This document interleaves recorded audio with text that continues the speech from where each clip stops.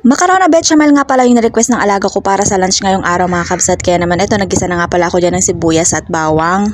At isunod ko na nga palang nilagay yung ground beef mga kakabsat. Minsan kapag ka nagpapaluto nga pala yung amo ko tapos wala kaming ground beef, ang meron is yung chicken breast mga kabsat. Yun na lamang yung ginagamit ko para sa bechamel. Okay lang din naman yung chicken mga kabsat. Dadtarin lang maigi. At nung magisa-gisa nga palang giniling na karne mga kabsat ay naglagay na nga rin pala ako ng pampalasa dyan tulad ng asin, paminta, turmeric powder, baharat, tapos tomato paste mga kabsat. Tapos halu-haluin lang din. At habang naluluto ko nga pala yung ground beef ay napakulo na nga rin pala ako dyan ng macaroni pasta. Depende na lamang sa inyo kung anong gusto nyong gamitin na pasta sa pagluluto ng bechamel. Sa sauce naman mga kabsat ay nagready nga pala ako dyan ng warm water tapos naglagay ako dyan ng powdered milk tapos harina and then naglagay ako ng konting asin tapos naglagay ako ng butter. At sa pagluluto nga pala ng bechamel sauce ay kailangan talaga kapag ka nakasalang na ay halu-haluin talaga at continuous talaga sa paghalo-halo kasi nga naman kapag ka tumigil ka sa paghalo-halo magbubuo-buo ito.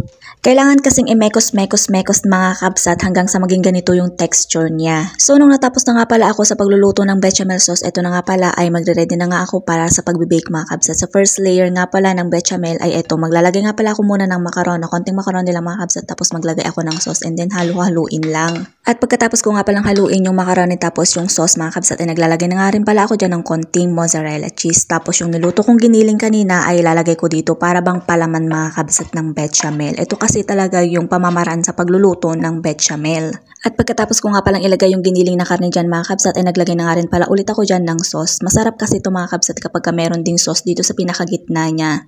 Nung unang-una ko talaga dito mga kabsat, syempre hindi ko pa naman talaga alam magluto ng bechamel. Hirap na hirap talaga ako mga kabsat. Hindi naman talaga mawawala yung pagkakamali. Pero ngayon, syempre kabisado ko na okay na at alam ko na mga kabsat. Pagkatapos ko nga palang naglagay ng sauce, nilagay ko na nga rin pala yung macaroni dyan mga kabsat.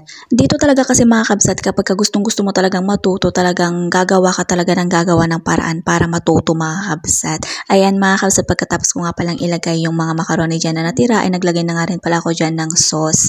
At pagkatapos ko nga palang ilagay yung sauce dyan mga kabsat ay maglalagay na nga rin pala ako dyan ng mozzarella cheese para i-bake na.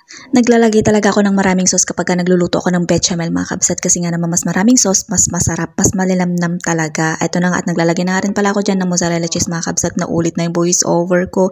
Tapos ito binake ko na mga kabsat, hindi ko na nga pala nilagyan ng foil kasi nga naman punong-puno.